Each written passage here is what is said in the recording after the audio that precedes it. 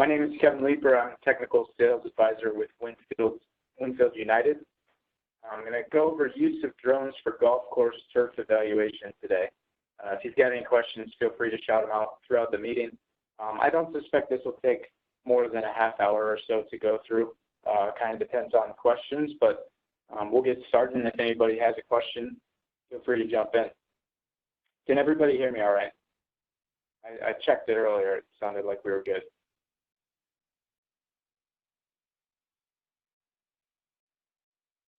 Okay, we'll get going.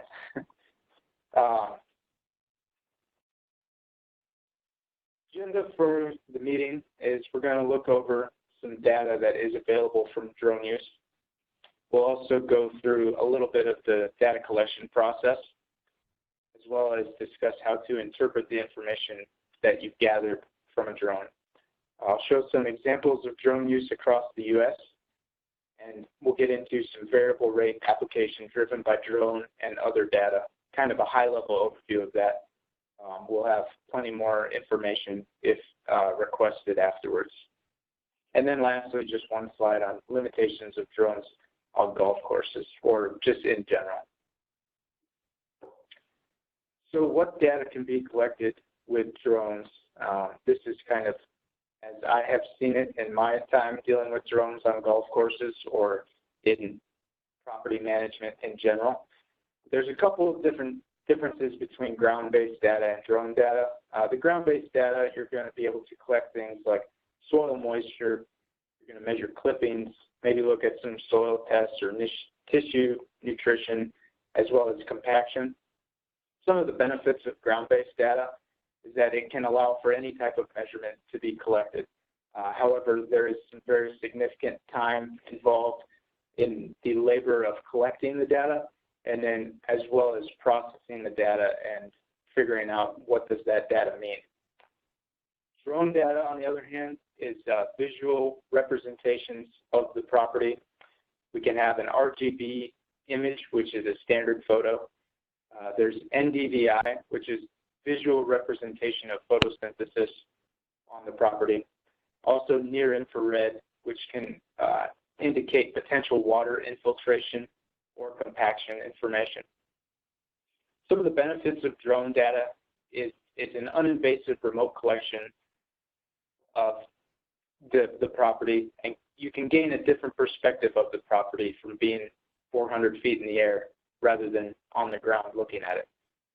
Some of the negatives are that there's some licensing and legal requirements, and as well as limited data options. However, there are more and more data options going to be available in the coming years, as well as it may take some time to learn how to fly, as well as how to interpret the data on your property. Some differences between drone and satellite data. Satellite data is very useful. It goes back historically about 3 to 5 years. The main benefit of satellite collection is that it's all done automatically. There's no user involvement at all. A negative, however, is the frequency and the quality of data. So with frequency of satellite images, you may get 1 to 2 images a week, and that is weather dependent. So if the satellite happens to be going over your property and it is a cloudy day, you will not get any images, unfortunately. As relates to the quality of the data from satellites, we're looking at 15 to 10 to maybe 3 meters per pixel with a satellite. However, with drones, we can get down to about 2 inches per pixel. So you're gaining a lot more detail, able to see a lot more information and pick up on some different things with drones. And that's over satellites. But the historical side of the satellite is definitely a huge benefit. Here's a couple of examples of some drone data. We have the RGB image on top and the NDVI image on the bottom. Both of these images are roughly 4 to 5 pictures taken from a drone at 400 feet, which have been stitched together to look like one picture. Essentially, if you wanted to fly an entire golf course, we could stitch the images together to look like this, and you would be able to see that as one layer, which is kind of unique. The NDVI image is taken from a single sensor on the drone. So these images were both taken during the same flight. You're able to see some differences, and it's very distinct between the height of cuts, particularly the rough to the fairway and then to the green. You're also able to see some areas of no vegetation, such as on the bunkers, the cart paths, and in the range practice tee where there is no turf yet. It's just sand that they've been spreading down. So a lot of you have probably heard the term NDVI over the last few years. It's becoming a pretty popular term. But what is it? So NDVI stands for Normalized Difference Vegetative Index. And in layman's terms, it's a visual representation of photosynthesis. So what does that mean for golf courses? Light reflects off the surface of the earth from the sun. Light from the sun reflects off the surface of the earth and is collected by sensors and satellites and drones. And this data is then associated with a number, which is the measurement, and then it's given a color when you plug it into a software system, such as you see below. The more photosynthesis that is taking place within the plant, the higher the measurement is likely to be. There are some variables that go into that as well. Like I said before on the previous slide, height of cut can be a factor.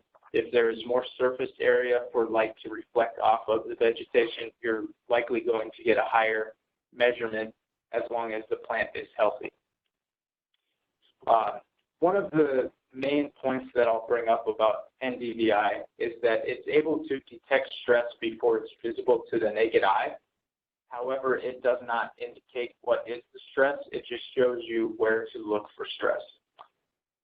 So NDVI can be a lot of different things, from compaction to fertility issues, watering issues, etc. And you can't see it just from the picture here. So the superintendent, if they have a drone, it's a very useful tool. I like to compare it to something like a soil moisture meter that you could keep in the back of your cart and put it up in the air if you see something that is becoming an issue, and then put it back in the cart and go load it into your computer, and you would be able to see the stress. But you still need to use your technical knowledge and local knowledge of the property to go out and diagnose what is the problem. There are a variety of drones available in the market at this point.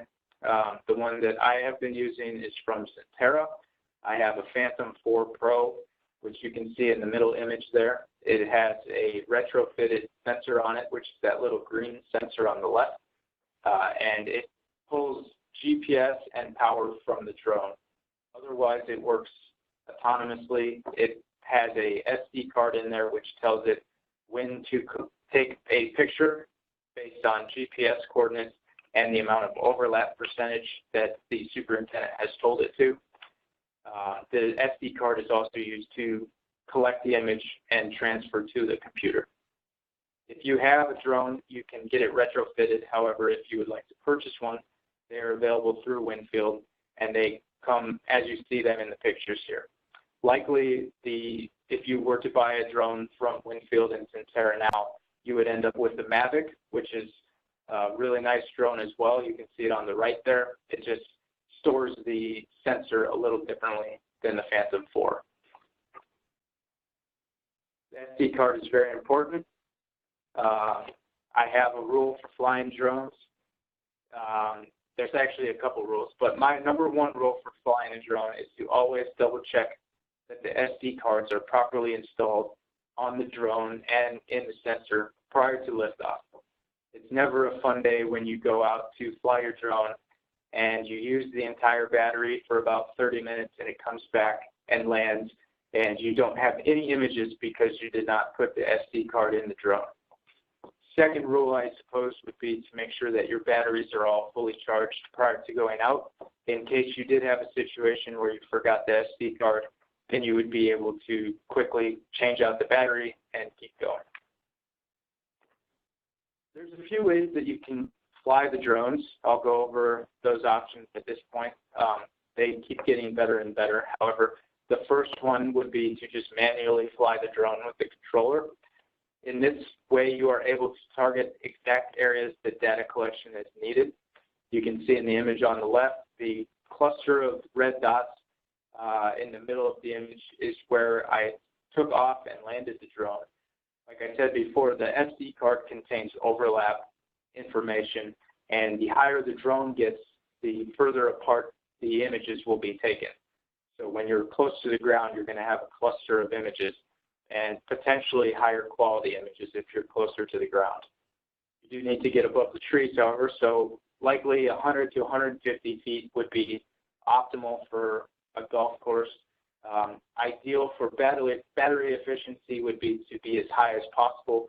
You need to check your air map or local airspace maps in order to find out what are the ceilings in your area. The highest that you can go is about 400 feet though.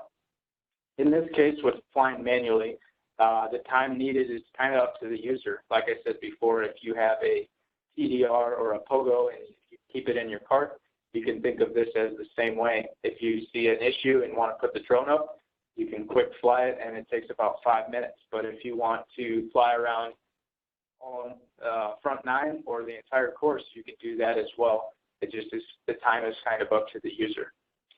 Frequency would be up to the user as well. If you want to do it once a day, multiple times a day, once a week, or once a month, as many images as you want or need, it's kind of up to you. One of the downsides of flying manually is that you will not get RGB images that are directly connected to the NDVI image. That the RGB image will go through the DJI app on your phone. So you can still take RGB images. They will not be directly connected to the NDVI app, though. And these can also be a little bit more difficult to stitch. The lines of overlap will be stitched correctly. However, if you want a full image of the property, it can be difficult to do that with flying manually. There is something called follow mode in the DJI app. And I've used this a few times and it works pretty well. You can see an image on the right there. That's an entire golf course that I flew using follow mode. This can take about 45 minutes or so and roughly 3 to 4 batteries, depending on a few factors, such as if the golf course happens to be a longer course, it's going to take a little while longer to fly, as well as how high are you flying. In this case, I was at about 300 feet, and the wind at the property was gusting to about 20 miles an hour. However, it stayed behind me, so what follow mode is you put the drone in the air at your height that you would like it to stay at, and at what distance relative to the controller that you want it to be, and then you just start driving down the middle of the fairways, and you go the entire course, and this image on the right is what you get when you're done. You know, if you're at about 150 to 200 feet, you will definitely get the width of a fairway. And if you have a wider fairway, you may need to go higher to 300 to 400 feet, depending on the ceiling of the airspace in your area, or just double back on the fairway and do it again. This is best done with 2 people so that somebody can drive the cart and someone else can watch the drone. I found it can be done with 1 person though. And the frequency would be, you know, as needed, but maybe a few times per month, just because it can take 45 minutes to an hour to do. There's automated flight plans, which are very useful. Essentially what happens is you plot out the boundaries of the course. As you can see in this image, the course that I happened to do, the automated flight plan, was a nice, tight and condensed property with all 18 holes in the practice area. Took up about 100 acres or so. So it only took about 45 minutes to complete this property. You will get trees, native areas, and water features as well when you fly in this mode. The drone will land where it took off from, and you're able to switch out batteries if needed. And so it's a very slick process. It measures how much overlap you need and will go and do everything on its own. Very, very nicely done. It stitches properly. You're going to get both NDVI and RGB images of the property. So once you have those stitched images, it'll look like one consistent picture of the property. Very nice. And it allows you to go out and scout and look at a detailed map of the NDVI and the RGB shortly after the flight. This can take 45 minutes to an hour or so, depending on your course, or longer if you have a more spread out property. So maybe a few times per season, just if you want to stitch the entire property, would be sufficient. The next one, which is kind of a newer mode, which I like, especially for those who have golf courses that kind of go all over the place or through neighborhoods, is called point-to-point mode. This allows the user to draw a flight plan, which is then automated, meaning the user is not flying the drone.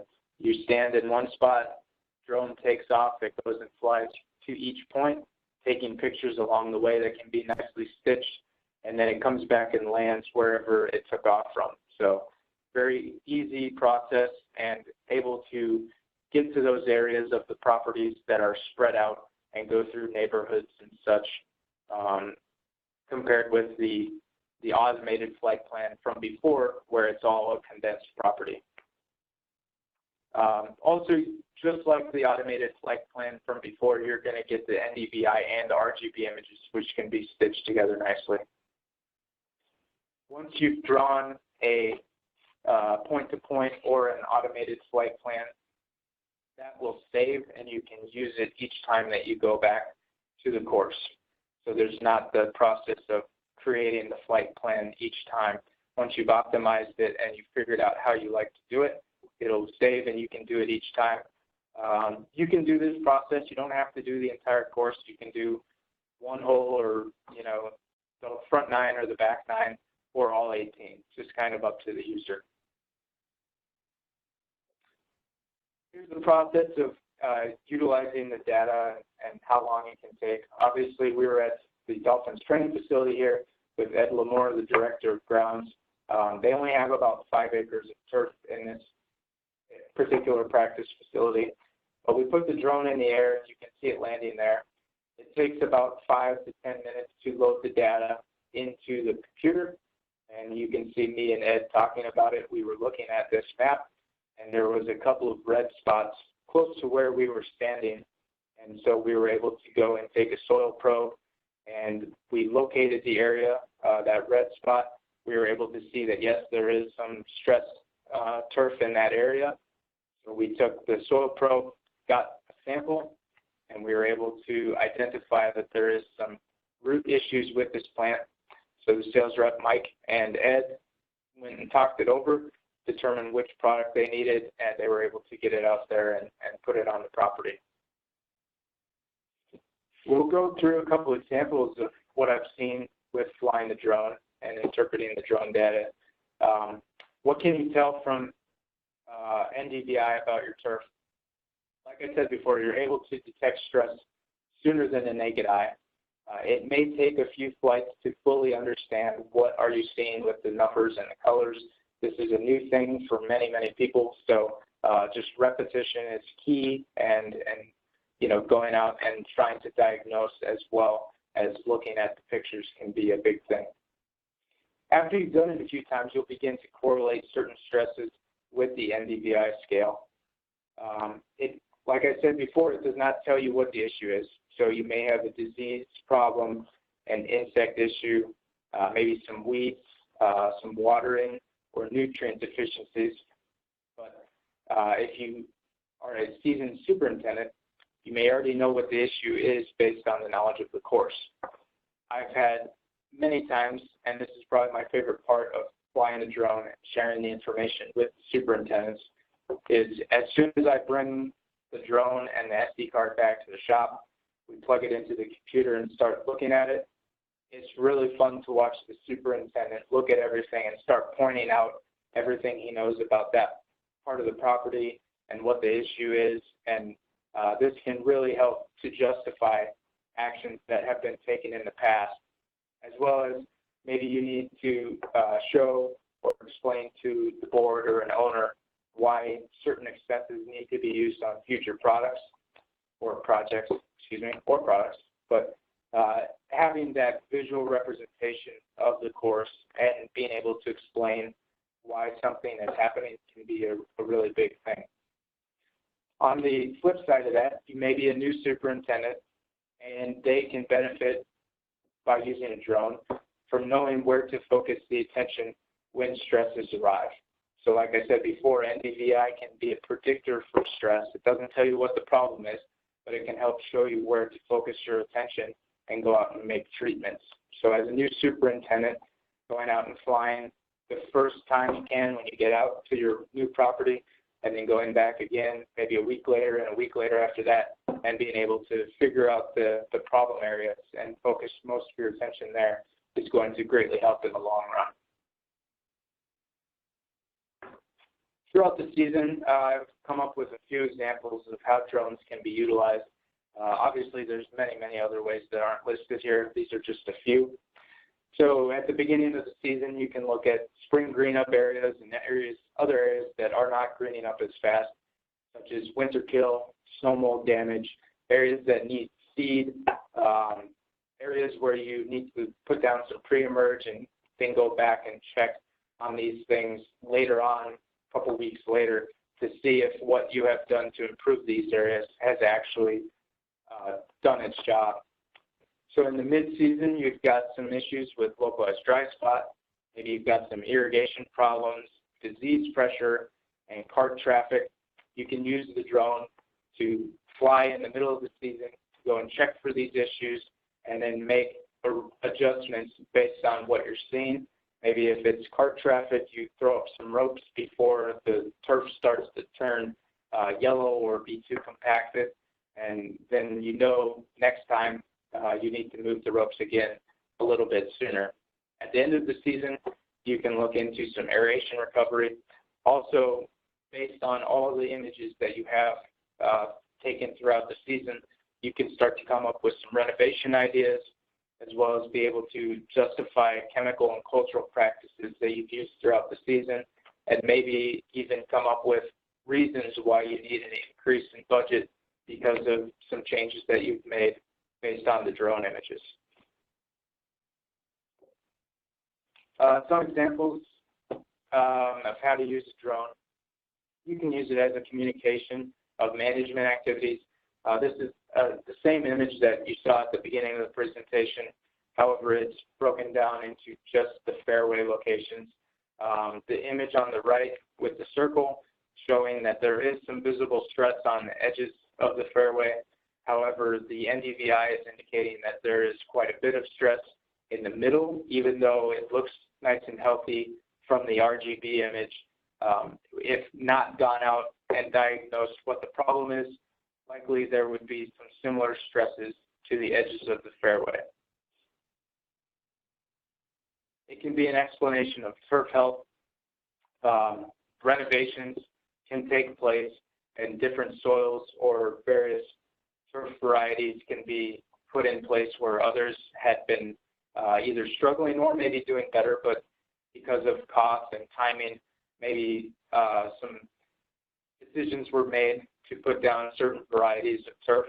And even though it may look similar to the naked eye, NDVI can pick up certain stresses and can help be an explanation for why certain parts of the course are not performing as well and may need additional applications or treatments with fertility, fungicides, wetting agents, etc. It can help show different stresses, particularly on greens. Greens tend to have a lower NDVI score, even though they visually look good, and this is because of the extreme stress that greens are managed under. Like I said before, height of cut can be can adjust NDVI measurements. If you don't have as much surface area of the vegetation, you're going to see some stress. However, with greens, if you have the RGB image and you have the local knowledge of the course and everything looks nice, the NDVI will not indicate too much stress And as long as all of the greens are showing consistent NDVI measurements, you should be in good shape. Also, like I said, you've got some cart traffic stress, which can be visible with NDVI. You can see in the circle on the bottom coming straight off the cart path, there happens to be some stress. If they had maybe moved the ropes sooner or had ropes in general, that can help disperse some of the stress on the turf. It can also show certain diseases which are visible to the naked eye as well, but this helps to show a broader perspective of the fairy ring that's taking place on the property. Some more cart traffic or just walking traffic from a tournament on the top, and on the bottom, sometimes a bird's eye view of the property can be beneficial to help notice certain patterns that are evolving over time. In the bottom case, maybe you've got some irrigation lines that are causing issues on the surface, and you don't notice it as an irrigation issue because you don't get that broader perspective. You can compare green health or just turf health at different times of the day. The angle of the sun can be a factor in NDVI measurement. So looking at NDVI stress throughout the day can help indicate when you need to go out and maybe hand water or go out and test for some soil or tissue nutrition. The bottom RGB images can be useful, showing the shade that's taking place on and around the green during the day at different points of the day. This can help with tree removal or pruning of trees to make sure that you're getting proper amount of sunlight and air movement on the putting surface. All right, we're going to go through some variable rate application stuff now, driven by drone and other data. So in a perfect world, you've got turf conditions and playability that are the same across every green, every fairway, every tee, every aspect of the course. And you're doing all of this with the least amount of inputs required to produce those results. So on the left image, that's the NDVI measurements that would show up in an ideal world. Everything's the same, really easy to manage. But in actuality, it's the exact opposite of that. And we've got a bunch of different areas that need to be managed differently and possibly with different inputs. At Wayzata Country Club in Minnesota, we did a case study with some fungicides. The goal was to save some amount of fungicide applied during the year so that those budget dollars could be leveraged on newer fungicide products and in other maintenance aspects. There's various steps that are involved with a case study like this. First, we established a spray program. Jesse, the superintendent at Wayzata, had a very nice spray program with a bunch of different chemical classes mixed in throughout the season at various points. We discussed the plan for the season. His decision was to do about 4 variable rate applications throughout the year. We looked at some historical data with the satellite NDVI imagery, and we reviewed the data with Jesse and discussed with him what his thoughts were. We next pulled some drone images and scouted the areas, and then developed a spray plan based on all the data that we had from the satellite, local knowledge, and the drone. Jesse went out and made some applications, and then you can monitor and repeat. So with the geotech platform from Winfield, we include some satellite imagery, which is historical and gives you about 3 to 10 meters of resolution for your pixels. You've got the drone imagery, which can get down to 2 inches per pixel. You can include soil moisture and electromagnetic, which can help indicate soil type. You can combine all these things to give yourself zone maps of where different products need to be put on the course in different amounts. If you combine all that stuff, the satellite, the drone, the soil moisture, the electromagnetic information, with the local knowledge from the superintendent and other crew members, you can come up with application and different rates for those zones. In this case, with a wetting agent program, we decided to go with zone 1, the dark green at the very top of the fairway, got the least amount of product on this fairway. Zone 5, the maroon color right under zone 1, and zone 4, the red ones, would get the highest rate of wetting agent. And then zone 3, the yellow one, would get the medium amount. After you go out and spray, you can monitor with the various tools that are available to you, such as soil moisture meter and the NDVI from satellites. In this case, we had the soil moisture meter that was showing heavy amounts of moisture at the top of the fairway with quite less moisture at the middle of the fairway, and the NDVI from the satellite was indicating that the top of the fairway was more stressed. There wasn't as much uniformity. After the wetting agent application, you can see that there's more uniformity with the soil moisture and with the NDVI. How to use the geotech tool is you need to have a GPS equipped sprayer. We've partnered with Frost Inc., who retrofits sprayers, and basically you just need to have a tank, an engine, and an operating boom system. They can come out and retrofit the other components onto the sprayer, roughly costing about $20,000 based on the type of accuracy that you're looking for.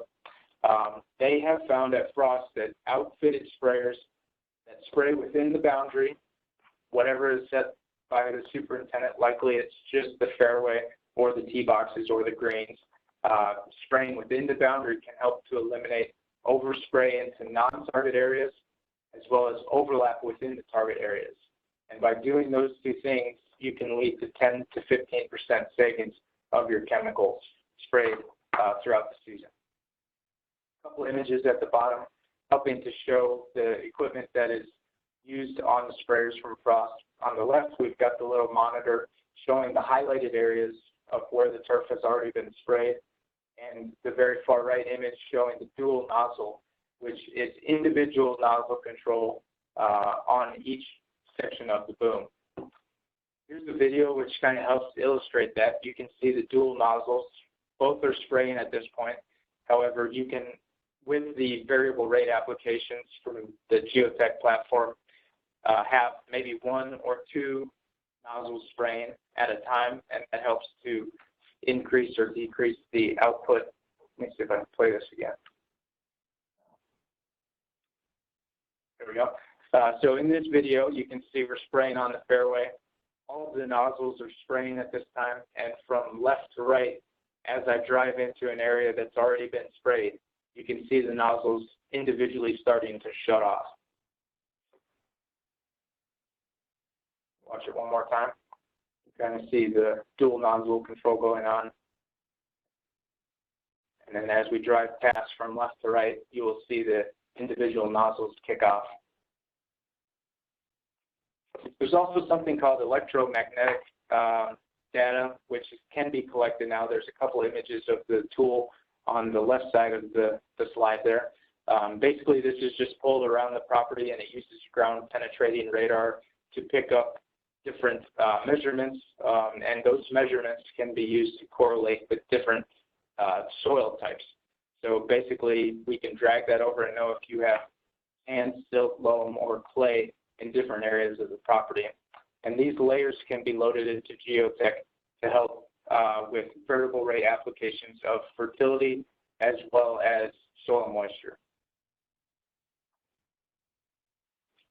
Some other success stories by using the variable rate platform is at course A, we've got reduced soil moisture variability on fairways by half while using the same amount of wetting agent.